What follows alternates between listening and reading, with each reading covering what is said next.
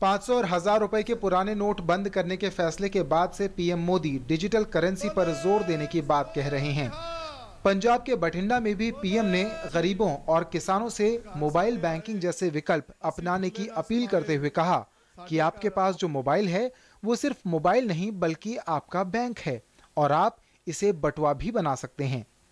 भ्रष्टाचारियों को फिर से अगर उठने नहीं देना है, काले धन वालों को उठने नहीं देना है, तो मैं देशवासियों से आग्रह करता हूं कि आप अपने मोबाइल फोन में ही बैंक का ब्रांच बना दो। मोबाइल फोन पर बैंकों के ऐप होते हैं, उसको डाउनलोड करिए। कैशलेस इकोनॉमी पर जोर देते हुए पीएम ने कहा कि देश के उज्जवल भविष्य, भ्रष्टाचार से मुक्ति और पारदर्शिता लाने के लिए देश को कैशलेस इकोनॉमी की तरफ बढ़ना ही होगा और इसी को ध्यान में रखकर सरकार ने 500 और 1000 रुपए के पुराने नोट बंद किए हैं।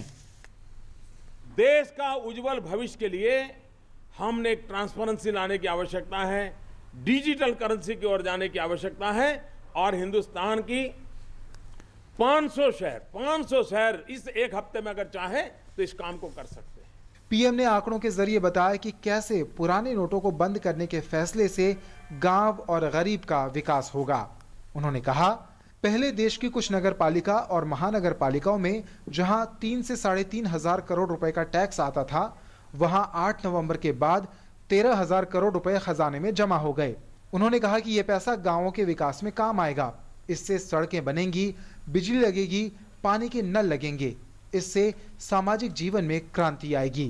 प्रधानमंत्री ने सभी राजनीतिक दलों, सामाजिक संस्थाओं, मीडिया के साथ ही युवाओं से भी अपील की कि देश को डिजिटल इकोनॉमी की ओर ले जाने में मदद करें। मैं नौजवानों को कहूंगा, यूनिवर्सिटीज को कहूंगा, राजनेताओं को कहूंगा कि अपने इलाके में नागरिकों का प्रशिक्षण करें, व्यापारियों को शिक्षा करें। हर एक के मोबाइल में अगर ऐप आ गया।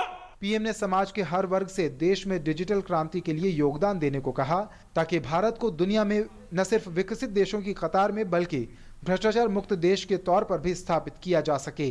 दिल्ली से शैलेंद्र मिश्रा और बठिंडा से अभिषेक सिंह के साथ news night desk, DD news.